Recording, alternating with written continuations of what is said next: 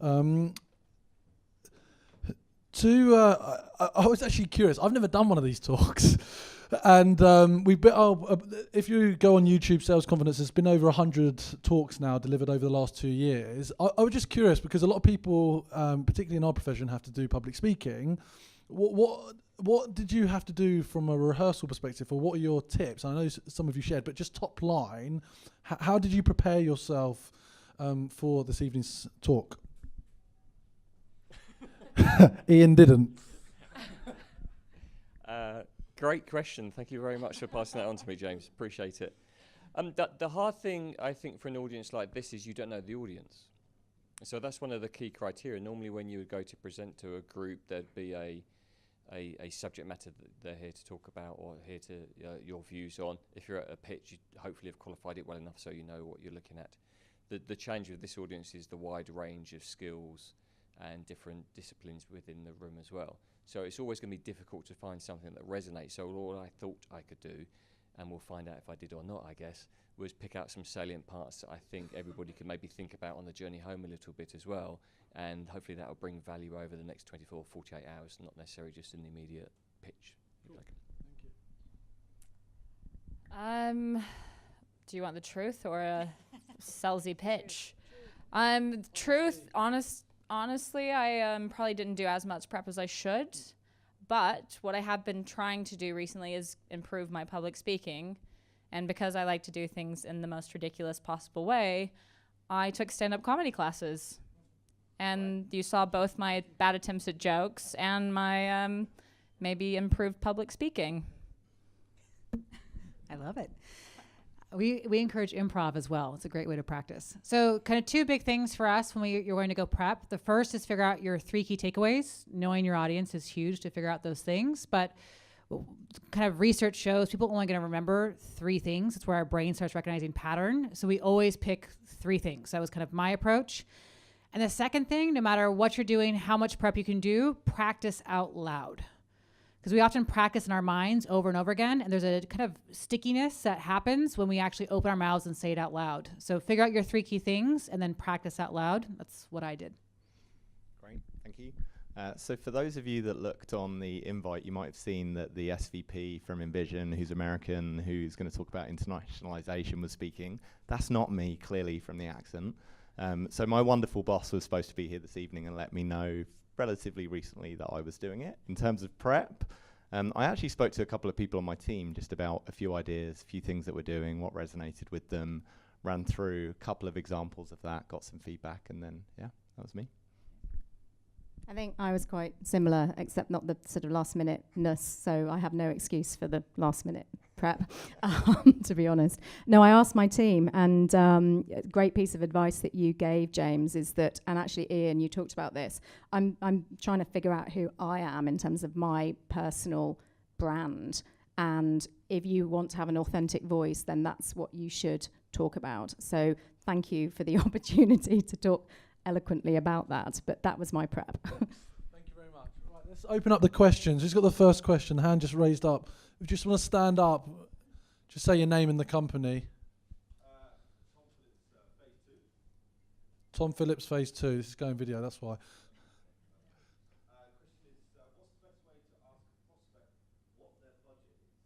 What's the best way to ask a prospect what their budget is? Who wants to take that?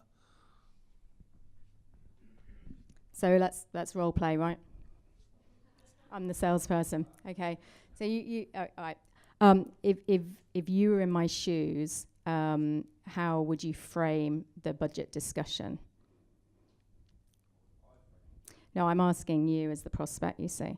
So that's the way I find works very well to basically say, you coach me to frame this in the right way that will fit with your organization. So if you were in my shoes as a salesperson, how would you want me to frame this for your organization? Or, more exact language. So great question. I talked a little bit about this in my talk, the idea of focusing on value. And when I talk about focusing on value, what I'm really trying to get across is like what's going on in a customer organization that's impacting their ability to achieve their goals. How much do they care about that? What's the business impact to them? I really try and spend as much time on the conversation diagnosing kind of that part and their role in fixing it and other people's role in helping them fix it, to a point where it's clear enough in my mind that that person either has a problem that they understand, that they believe they know how to fix, that they know other stakeholders in their organization that might. And I think once I feel comfortable with that bit, I feel like I have the confidence and I've earned the right to ask whether they've already established a budget to fix the problem, or whether it's something that they need help with. And in the instance that they need help with it, I think it's then at that moment that you start to think about, like, who else around that problem's kind of universe can you get involved in the conversation and help them? And that's where, like, building a business case with a prospect, I think, is a really important part of the kind of piece. Yeah. So quick communication tool. One, our co-founder Ren would just say, why don't you just ask them? Right, open questions, probe a bit, find out their hidden motivators. That doesn't always work, to your point. We love to use a technique called if-then. So if this were to happen, then what would it look like? And you just kind of get them to explain what the results might look like. And you're kind of getting them to paint the picture in their mind, which gets them more bought into the idea of investing their money to get that value that you're demonstrating. So I would add to what they've just said, that's one technique we'll often use or teach people to use to get that person, if they're unwilling to just share with you the budget or give you a range, to paint the picture for you to figure out what it might look like. Anyone else? Yeah. Are we just going down? Well, it's up to you. Do you want to add? Sure. Yeah, why not? I always think that, like, the best way to ask hard questions is to set yourself up for them. So, like, if you can start quantifying problems from the beginning in discovery. So, like, I'll give you an example from the last week. The client was like, it takes us a lot of man hours to manage our bounces. And I was like, well, how many? Oh, it takes a few days a week. Okay, so, like, what's the sort of cost to your business, and what are you not able to do? And so if you can build enough of those kind of traps or value builds, essentially what you're able to then do is to justify the spend, and often justify it sooner. And even I would agree with you. Like, I think just asking simple questions that people can understand, like, do you have a budget set aside for this, is often the easiest way for people to give you the right answer. Great. I agree with everybody. I think there's a general trend, which is not to ask the question you're very entitled to ask. You're very entitled to ask the question. If you've done the value propositions and you've done all the work that you should be doing and you can see the value, why shouldn't you ask the question? Right? There's one or two things that's going to happen. You're going to find out they don't know. I'm probably going to 3 or 4 now. That's my counting for you. They don't know. They're not the person who can actually sign off anyway, or you're not the right fit for it, or you've built the relationship and they're going to tell you, or at least give you a guide as to where you need to be. But you shouldn't be afraid to ask the question. If you think you've built that mindset and the mind map and everything's working the right way, ask them. You'll find out from their response very quickly about if you're as close to the opportunities maybe that you thought you were before. Thank you for sharing. Next question. Go on, chap. Hi, Anthony. Judo Pay. They wanted to just touch on what Casey you said around if you ask people a direct question, they tend to kind of tell you what you kind of want to hear, or also exactly. Say on that concept around as a sales leader, for me, I want to feedback from the team around what am I doing that's not right to make sure that I don't keep doing the same thing. With that concept, how would you approach that one-on-one without just saying, hey, what am I not doing? Because I'll probably just tell you what you want to hear as opposed to what we're actually trying to get to. Anthony from Judo Pay. Can you just repeat or rephrase what he's asking you? Thanks, Anthony. So I think what you're asking is taking it to the next step, that obviously as in our one-to-one, let's think about this, you want that feedback about what's not working, is that right? So is your question about how I would then indirectly address it, or how you should ask me, you're struggling?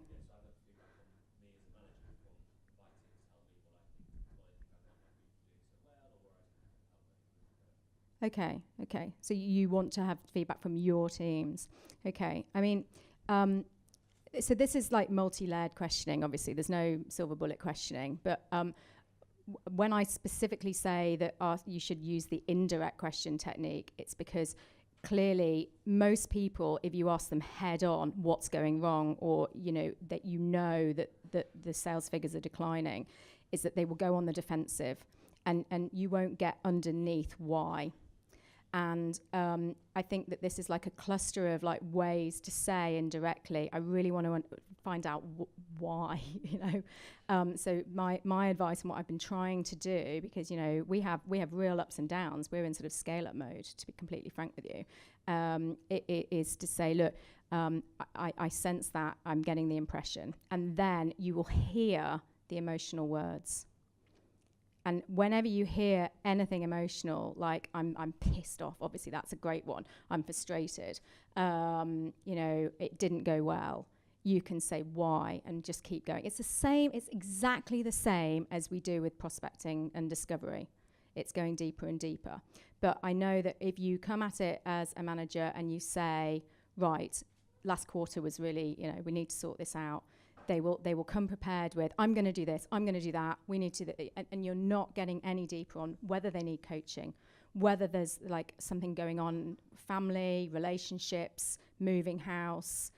That's the connection that I think that we need to bring as leaders. It may be as simple as, you know, a load of deals slipped, they're pissed off, and they tend to use neutral language in that regard. But usually you will elicit something a bit more emotional, and then you can prize that. Does that answer the question? Anything to add? You don't always have to all add, by the way. Just to say at the end, I invited that, so you can have it. But we're going to invite the speakers to hang around, so you can obviously go and get your questions answered. Just one idea. I get my manager to spend time with my team, so I'd love it when my team give me feedback, and I hope that I can receive that in the right way. And clearly, to like give feedback, you've got to earn that right by reacting in the right way. But for people that no matter what you try, just don't have that confidence, like just do a skip level meeting and ask your manager to maybe get some of that and then pass it back to you and see how you can adjust. So. Cool. Another question, this lady here.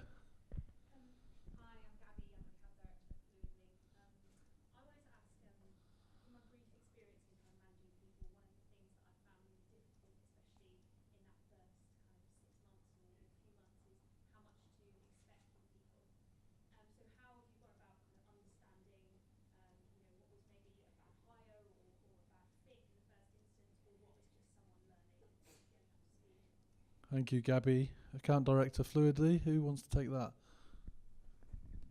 I think it's a great question, and one that's probably more challenging in the recent years than it has been before with regards to how we look at people and how we try to develop, as opposed to maybe some of the older techniques that we used.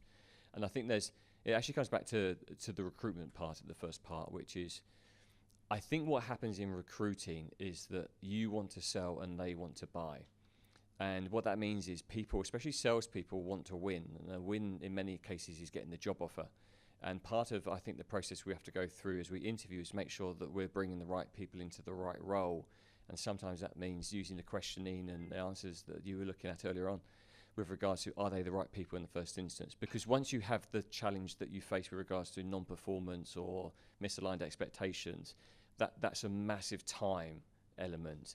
And we have to go through that, and it's our responsibility, if we recruited the individual, to take them through the journey to come up to speed, to help them as much as possible. That's just about making sure you're very clear about the expectations. It is about understanding their motivations. It is about understanding what else might be going on, because from time of recruit to time of start, stuff happens. You know, especially in life, things do happen, and making sure you have that emotional relationship with them as well, so it's not just about the numbers and the performance.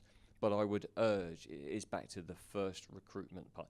And if you're looking for a new job now as a sales individual, don't take it because you want to get the job. Make sure it is truly what you want. Is it the direction you want to go? Is it going to give you the career that you want to have? Sometimes people take jobs because they see, oh, it's a bigger base salary and I can earn more money and they've got more leads. They're attributes, right? But that's not the reason to take a step where you're putting yourself out there to basically learn from stage one again. So I would think it's very complicated, but spend more time with the recruiting. When they're in, it's just a process you have to work through. And I think, just be interested, back to that curious. People tend not to be bad people. Right, on the whole, people tend not to be bad people. So there's usually a reason for some performance deficit or why something's not executing. And it's up to us as leaders to understand why that is and then try and help them out with that as well.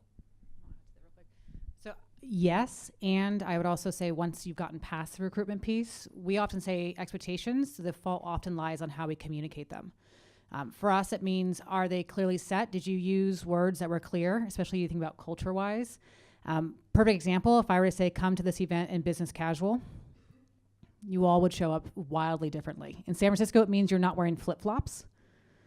In New York, it means I will wear something like I'm wearing right now, and then UK, it's hit or miss depending on where you're at. And so it's making sure you have clarity in words when you set those expectations. The second is frequency. We tend to set expectations once, and we don't really go back to them again.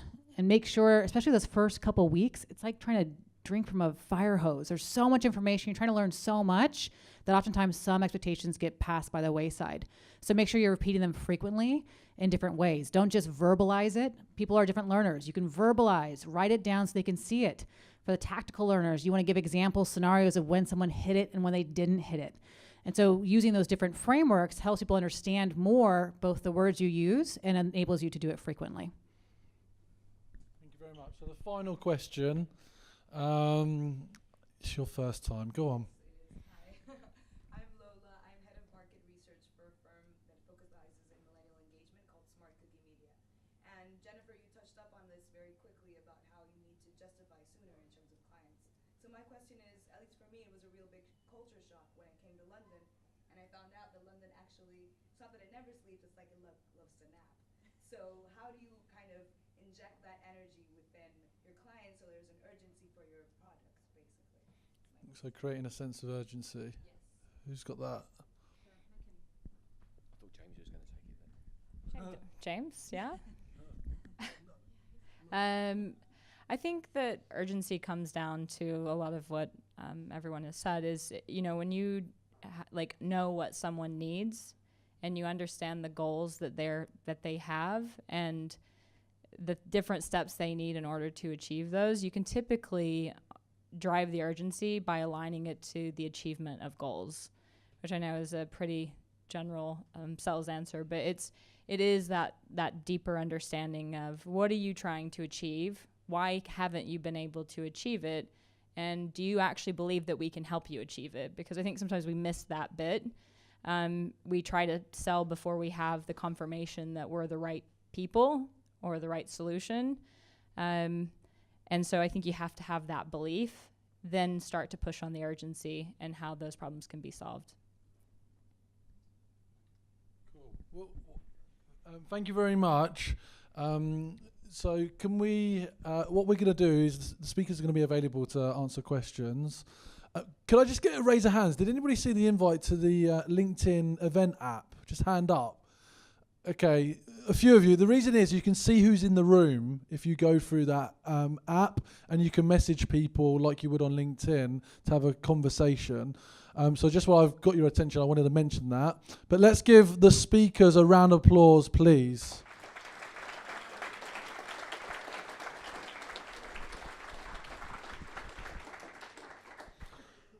I just want to say that there is... I'm trying to flog something. Hold on. Cool, your browser. So there's a lot of people that get supporting this. So some of the speakers are coming from introductions, and to sustain that, we need introductions.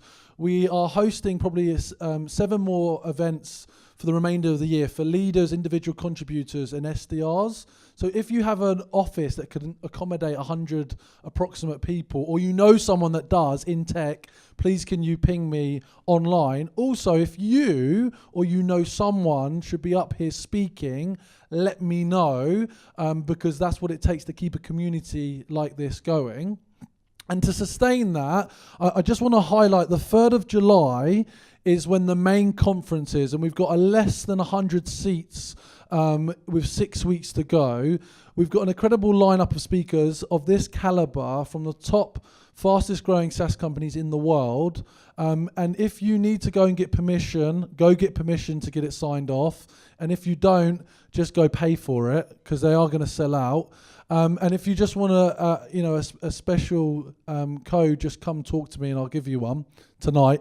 But other than that, thank you to everybody that's organised this event, to the team from Sales Confidence, Davio on the camera, Mike the writer, Mongo, Karen that's on photography, and Lauren who's helping scale this business and wants to have more conversations around how we should support you, but also thinking about coaching. So final round of applause for the speakers. See you on the 3rd of July, and have a drink and come and get to know more about the speakers. Thank you. Bye-bye.